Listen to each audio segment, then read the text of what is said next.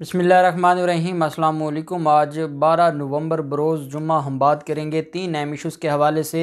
आज सवात में पाकिस्तान तहरीक इंसाफ का बड़ा पावर शो था और मैं समझता हूँ कि सवात की तारीख़ का ये सबसे कामयाब जलसा था और उसमें भी इमरान खान ख़ुद नहीं बल्कि इमरान खान के खिलाड़ी गए हुए थे। बड़ी अहम तफसीलात हैं और वहाँ पर क्या बात हुई है उसकी तफसीलात मुख्तसर आपके साथ शेयर करूँगा। शहबाज शरीफ की मुश्किलात में इजाफ़ा हो गया है, वो कैसे, और जो एक मीडिया ग्रुप जियो जंग ग्रुप एक गलत ख़बर चलाता रहा नैब के ख़िलाफ़ और शहबाज शरीफ के हक़ में, उसका भी मुंह तोड़ जवाब देंगे। साथ हम बात करेंगे वज़ीर-ए-आज़म इमरान खान की आज वज़ीर-ए-आज़म हाउस में इंटरनेशनल कम्युनिटी के 3 बड़े ममालिक उनके जो वफ़द है उनके साथ मुलाकात हुई है अफ़गानिस्तान के इशू पर, वो भी मैं आपके साथ शेयर करूँगा। पहले मैं आपको बताता चलूँ कि मुआहदे के बाद TLP के साथ जो मुआहदा था, हुकूमत और TLP के दरमियान मुआहदे में बड़ी अहम पेशरफ्त हुई है और साद रिजवी समेत कारकुनान के ख़िलाफ़ 40 मुकदमात वापस ले लिए हैं हुकूमत ने। और ये वो मुकदमात हैं जो दहशतगर्दी और कत्ल के मुकदमात के अलावा हैं, जिसकी सज़ा 3 साल या 3 साल से कम सज़ा वाले मुकदमात हैं वो वापस लिए जा रहे हैं। दूसरे मरले में 5 साल या इससे कम मुकदमा जो सज़ा वाले मुकदमात हैं उनको वापस लिया जाएगा। साद रिजवी के ख़िलाफ़ मुकदमात को कानूनी तरीके से देखा जा रहा है। जो तो वो लोग हैं जिन्होंने दहशतगर्दी की, जिन्होंने कत्ल किया, और वो अलग मुकदमात हैं, उनको सेपरेट रखा जाएगा। हाफिज़ साद रिजवी को नामज़द ज़रूर किया गया था लेकिन हाफिज़ साद रिजवी किसी भी मौका पर ख़ुद मौजूद नहीं थे और वो जब ये अप्रैल का मामला शुरू हुआ और अप्रैल के धरने में और फिर उसके बाद ये जो अब धरना था अक्टूबर के एंड में, तो हाफिज़ साद रिजवी जेल में थे और अदालत ने भी इसके ऊपर कहा था कि वो कैसे वो अबेटमेंट कर सकता है। ये लाहौर हाई कोर्ट ने फरमाया था कि वो अबेटमेंट कैसे कर सकते हैं, वो तो जेल में था, तो जेल में बैठा शख्स कैसे रब्ता कर सकता है या कह सकता है या उकसा सकता है या अमन ख़राब कर सकता है, ये सवालात उठाए थे। तो यही वजह है कि हुकूमत हाफिज़ साद रिजवी की हद तक केसेस को ख़त्म कर देगी, उन दहशतगर्दी के केसेस में से उसका नाम ख़त्म कर देगी, डिलीट कर देगी और बाकी जो ज़िम्मेदारान हैं उनके ख़िलाफ़ केसेस चलेंगे। दूसरी तरफ जो मामला है और वो है अफ़गानिस्तान का जो मामला है, और आप जानते हैं कि भारत ने भी 7 ममालिक को बुलाया हुआ था। अफ़गानिस्तान के आसपास जो छोटे ममालिक हैं और उसमें ईरान को भी बुलाया था।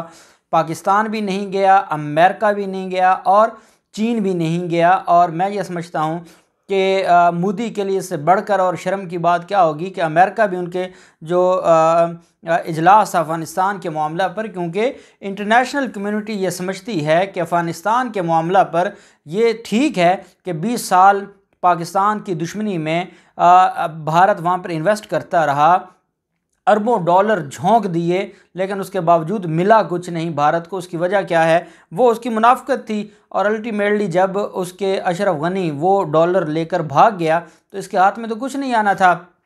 यही वजह है कि अब वो पहले उसको मुज़ाकरात में शामिल नहीं किया गया और अब वो चाहता ये है कि मैं भी कहीं ना कहीं इलाके का चौधरी बनूं, लेकिन उसकी ये ख्वाहिश पूरी नहीं होगी। दूसरी तरफ पाकिस्तान में दूसरा दिन है, वज़ीर ख़ारजा अफ़गानिस्तान के वो भी आए हुए हैं और जो ट्राइका प्लस जो मुज़ाकरात चल रहे हैं जिसमें अफ़गानिस्तान के मामलात पर अमेरिका का नुमाइंदा, रूस, चाइना और पाकिस्तान ये मुज़ाकरात कर रहे हैं और इनकी मुलाकात वज़ीर-ए-आज़म साहब से भी हुई है और आर्मी चीफ से भी हुई है और ये अफ़गानिस्तान के जो मामलात हैं उनके ऊपर मुज़ाकरात इनके जारी हैं। आज मुलाकात हुई है वज़ीर-ए-आज़म से। आज वज़ीर-ए-आज़म से जो मुलाकात हुई है उसमें वज़ीर-ए-आज़म ने इजलास कामयाब बनाने पर मुबारकबाद पेश की है सबको। साथ अफ़गानिस्तान में अमन और इस्तेहकाम ख़ित्ते की खुशहाली के लिए ज़रूरी है, ये कहना था वज़ीर-ए-आज़म इमरान खान का। इमरान खान ने अफ़गान मसले के हल के लिए हमेशा सियासी तस्वीर पर ज़ोर दिया। आलमी बिरादरी अफ़गानिस्तान में इंसानी और इक़्तिसादी मसले से निपटने के लिए फ़ौरी मदद करे, ये कहना था वज़ीर-ए-आज़म इमरान खान का। वज़ीर-ए-आज़म ने कहा कि जिस तरीके से पाबंदियाँ हैं या उनके असासे फ्रीज़ किए गए हैं, तो ये सारे जो मामलात हैं इनको अब देखना होगा और इनको अब रोकना होगा, ये कहना था वज़ीर-ए-आज़म इमरान खान की तरफ से इस आज के इजलास में। दूसरी तरफ इमरान खान ने पूरी दुनिया को ये भी बावर करवाया है कि 2 करोड़ 30 लाख जो अफ़गानिस्तान में जो इंसान हैं वो भूख की नज़र हो रहे हैं। पाकिस्तान तो हर मुमकिन मदद करता है, लेकिन अब आलमी बिरादरी की भी ज़रूरत है कि उन पर भी लाजिम है कि वो हरकत में आए और इस मामले से अफ़गानिस्तान के लोगों को निकाले, नहीं तो ये मामला बहुत आगे चला जाएगा और बाद में शायद इसको संभालना मुश्किल हो जाए। फिर मामला आ जाता है नैब का। नैब ने आज एक कार्रवाई की है और उसमें बड़े बड़े नाम शहबाज शरीफ समेत साबिक जो वज़ीर आला सिंध हैं और फवाद हसन फवाद, क्योंकि फवाद हसन फवाद की भी ज़मानत हो गई है, आह चीमा की भी ज़मानत हो गई है, तो इन सारे लोगों का नाम ईसीएल में डालने के लिए ये कार्रवाई की नैब ने। अब ये कार्रवाई क्यों की गई है, किन केसेस में की गई है, वो तफसीलात से पहले मैं आपको बताऊं कि जियो जंग आज एक ख़बर चलाता रहा कि शहबाज शरीफ का पहले नाम ईसीएल में था और उसके बावजूद हुकूमत ने सियासी इंतकाम की हद कर दी है कि शहबाज शरीफ का दोबारा नाम ईसीएल में डाल दिया, हालांकि पहले से उसका नाम ईसीएल में मौजूद था।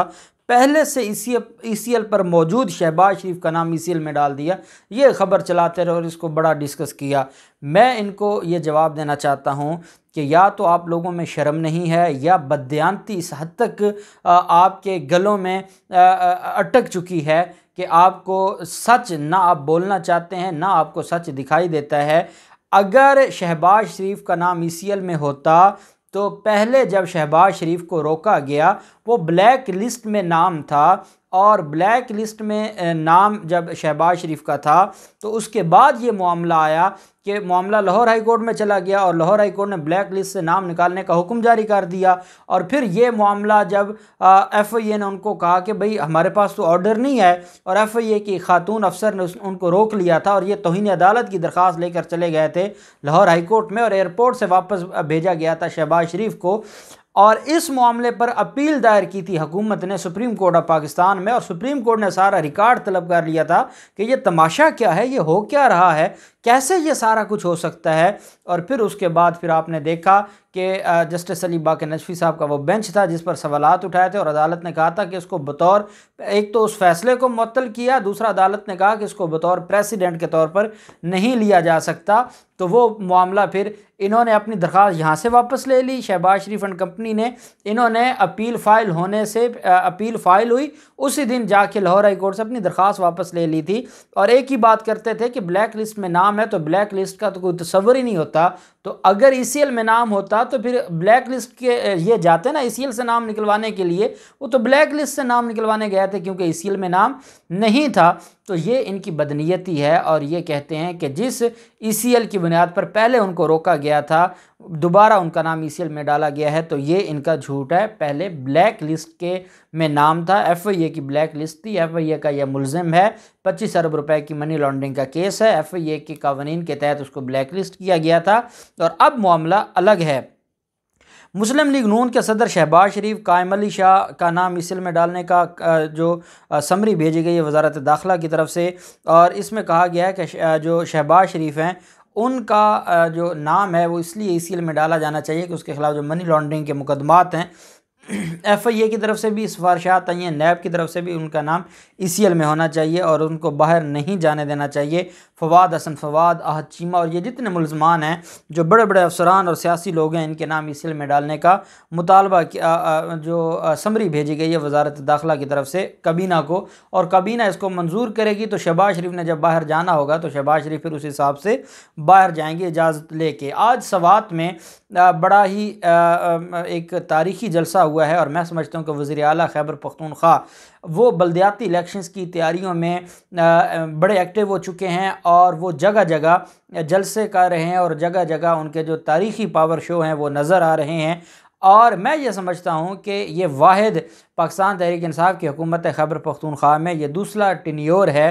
खैबर पख्तूनख्वा में जितनी भी हुकूमतें रही हैं हमेशा वहाँ पर कभी मुत्तहिदा मजलिस अमल, कभी कोई, लेकिन पाकिस्तान तहरीक इंसाफ जो उस तरह मजहबी तबके से बिलोंग नहीं करती थी, जो प्योर सियासी जमात थी, और वो दूसरा इलेक्शन जीतते हैं। और जो हालात हैं जैसे उस दिन पेशावर में इतना बड़ा जलसा हुआ और आज सवात में जो बड़ा जलसा हुआ है, तो नज़र ये आ रहा है कि अगला इलेक्शन भी बल्दियाती इलेक्शन तो है ही है पाकिस्तान तहरीक इंसाफ का, बल्कि अगला 2023 का इलेक्शन भी खैबर पख्तूनख्वा में पाकिस्तान तहरीक इंसाफ की हुकूमत बनेगी। और वज़ीर आला खैबर पख्तूनख्वा ने आज बड़ी अहम बात की है। उन्होंने कहा है कि जो आसफ़ ज़रदारी और बिलावल ज़रदारी हैं, आप जानते हैं कि आसफ़ ज़रदारी ने यहाँ से सेनेटर मुंतखब करवाने के लिए भी बड़े लोगों को ख़रीदा था।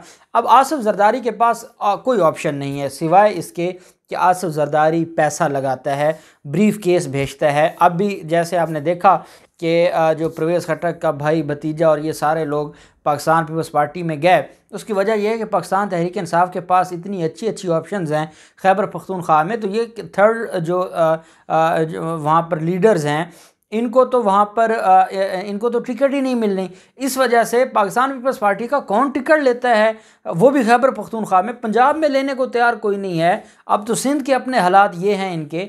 तो ये सारी चीज़ें बताती हैं कि पाकिस्तान तहरीक इंसाफ और आज का जो जलसा है, और मैं समझता हूँ कि ये वो तारीख़ी जलसा है कि सवात में जो पहले पाकिस्तान तहरीक इंसाफ के जलसे हुए, आपने देखा होगा मरीम नवाज़ भी सवात में गई थी, बिलावल भी सवात में गया था, उन जलसों को देख लें।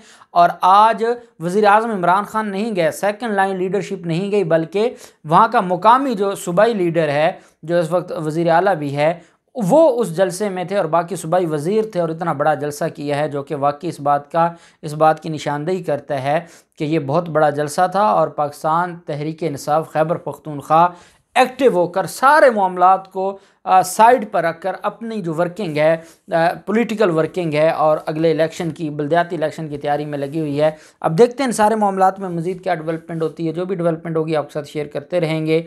अल्लाह पाक पाकिस्तान का हामी और नासिर हो। बहुत शुक्रिया। अल्लाह हाफिज़। पाकिस्तान जिंदाबाद।